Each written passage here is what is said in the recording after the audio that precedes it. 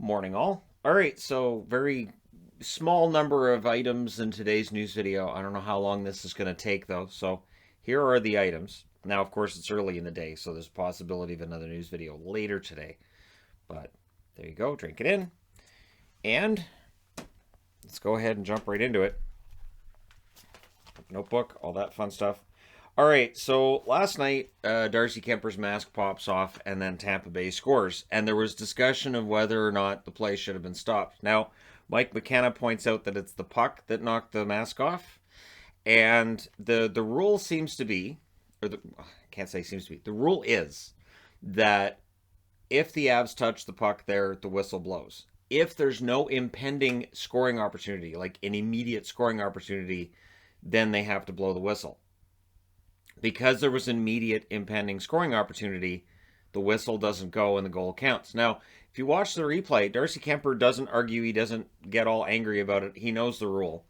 And the players, everybody seemed to understand that that's what the rule is. One of the reasons why the rule would be written that way is obviously you don't want a goaltender knocking their mask off on purpose as a goal's getting ready to get scored. Same thing as pushing the net off right before the puck goes in. You just, you can't have that gray area be there. So that's why that goal counted. Now for the Avs, first, Darcy Kuemper getting an assist on the overtime game winner. So after an early goal that wasn't the prettiest of pretties, he does get that assist on the game-winning goal, which leads into the second item up for discussion today, which is that overtime goal. So the argument seems to be one of too many men on the ice. Now, I'm going to say straight out that when I've been at hockey games, when I've been there in person, I'm always like, wow, that's a really messy line change. They got, what, 8 guys on the ice right now? And it's a disaster a lot of the time. But it is inconsistently called. The one that gets me is when they say you have to be within 5 feet to make the change. Now, the argument is one of Kadri plays the puck before McKinnon leaves the ice. So by NHL rules, that should be blown down and should be called for too many men on the ice. Now, I said in the review last night, they weren't calling hooking, and right on the hands, too. On a scoring play, no less. They weren't calling cross checks. They weren't calling tripping. But I guess too many men on the ice is just, it's a bridge too far for people. They weren't calling anything. It was quite clear. It didn't matter. I think it would have to be really, really blatant. And there were people who will say that's blatant. And then John Cooper really fired things up when he said it's heartbreaking. And I'll talk about it tomorrow. And that goal shouldn't have counted. And we should still be playing. The one problem I have with that is, okay, fine. So that's there, and should that goal have counted? Should have been a penalty? Tampa Bay's losing the special teams battle. Power plays haven't been their friend. If we're going to start getting into the rule book should be called, then we have to go back to the third period, and trips, interference, all of that stuff should have been called. Both teams probably should have had 4 or 5 power plays last night.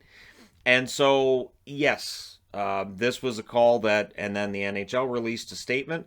I always get thrown off as to when the NHL does or doesn't release statements. Last year, did the NHL release a statement last year when Tampa had 7 guys on the ice for the game-winning goal against the Islanders, which Barry Trotz politely argued was 7 guys on the ice, because it was 7 guys on the ice. And then the Islanders were done. So it is one of those things, and people have brought that up. It was brought up plenty last night. I've seen it being brought up today too. But too many men on the ice is definitely inconsistently called. Like I said, I've seen it at games I've been to.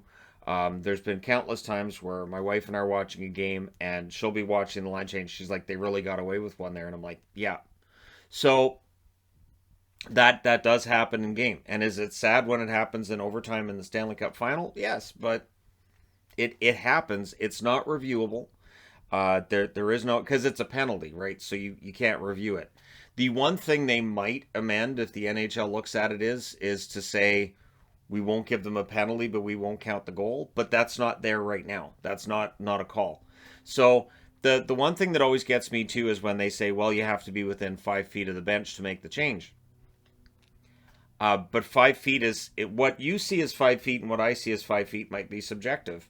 So it again, it's one of those things that It's vague enough that I think the NHL has the ability to kind of cover, make a little statement, throw a statement out there. Oh, it's at the officials' discretion. The telling thing to me was that they had a meeting with the four officials after the game. So if there was nothing wrong with the call, you don't have a meeting with the four officials after the game, which I'm surprised they released to the public. Most of that stuff, as far as I know, is kept private, and they don't talk publicly about it. So it does feel like the league's kind of throwing the officials under the bus a little bit while covering as well and saying, oh, good goal, should have counted.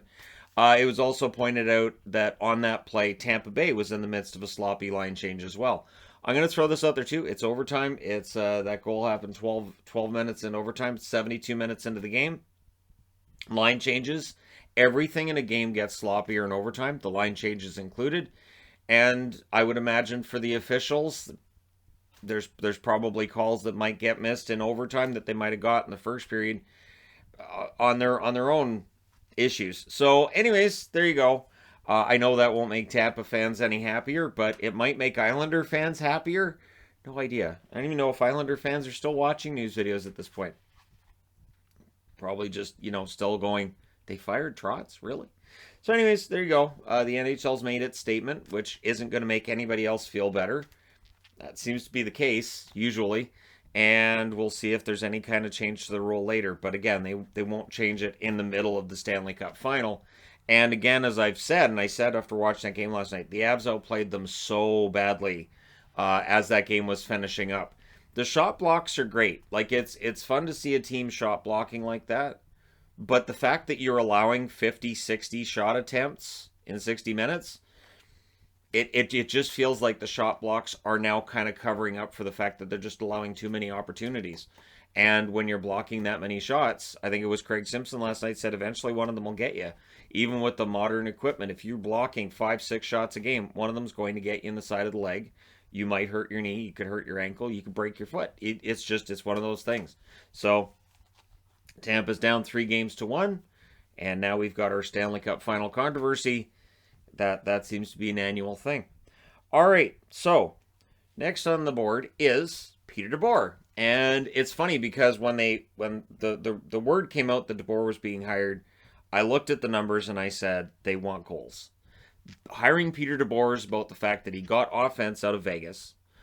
He is good at coaching the offensive side of it. Now, they're also saying they don't want to lose that defensive structure they've had under Rick Bowness. I would point out that their defensive numbers this year weren't fantastic. They were around middle of the league. So the defensive structure is there, but their defense wasn't great either.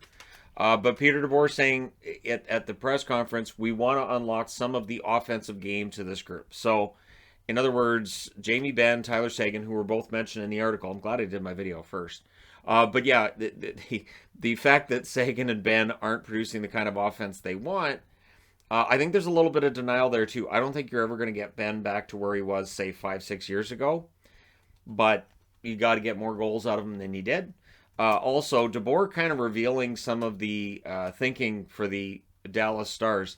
Jim Nill, he basically says to the owner, Tom Gagliardi, that, is Nill's job safe kind of thing. Like, I don't think he wanted to take a job in Dallas and then see a GM get fired and lose his job a year later, right? Or in the middle of the season. So Tom Gagliardi let him know that Nill's job is safe as long as he's there. And it would appear that Jim Nill, who's 64 years of age, has a plan to step down potentially in the next few seasons, and they're working on a plan, he and the owner, on who might take over and how that's going to work. As a Dallas fan, I do sometimes wonder, with Jim Nill, I don't think he has the same kind of pressure as some other GMs have. There have been some head scratchers with Jim Nill. Once Jim Nill's time as GM is done in Dallas, and apparently that's at least 3 years away, I would love to do a video on his time in Dallas, the good moves he made, the questionable, the outright, what are you doing kind of moves, and then the ones that turned out to be really smart that might have looked iffy at the time. So Dallas is going to be interesting to watch this year, because I think it sounds like from everything that was said here, DeBoer's job is safe for at least this coming season and probably beyond. They signed him to a 3-year contract. So we shall see, because coaching, don't get too comfortable, because coaches very often don't last as long as we think they will. All right. The first and second team All-Stars were released 2 days ago. I did miss it. Let us go ahead and discuss now. So, first line center, Austin Matthews. First team center, Matthews. Second line center, McDavid. I keep wanting to say second line. This is because I do the depth chart so much, so I'm used to first and second line. Your first team All-Star at left wing is Johnny Gaudreau. Second team All-Star at left wing is Jonathan Huberdeau, which won't make people happy who were pretty convinced Huberdeau was going to be either a Hart winner or a Hart finalist. Clearly, the voters didn't see Huberdeau in the same light as others did. On the right side, Marner's the first team All-Star. Tkachuk is the second team All-Star. On the blue line, it's Makar and Yossi on first team. Surprisingly, it's Hedman and McCoy on the second line, or McAvoy. The reason the McAvoy is kind of a surprise is because Adam Fox finished ahead of him in the voting for the Calder, and yet in the voting for first and second team, Fox ends up being number 5, meaning third team, and third team doesn't exist, and McAvoy's second team. So I'm kind of surprised at how that voting went. Shesterkin's your first team goaltender, and Markstrom's second team, which kind of surprised me a bit too, only because I thought Markstrom faded in the second half of the season. I thought Saros passed him, and I think an argument can be made for other goaltenders as well. So go ahead and make those arguments. Whatever arguments you'd like in the comment section below. I know it's that time of year. We see a lot of arguments. But hey, let me know your thoughts. Don't forget to hit like and subscribe. If you're browsing your way through, you just happened upon this video. And hey, thank you guys so much for all your support. I will talk to you again soon.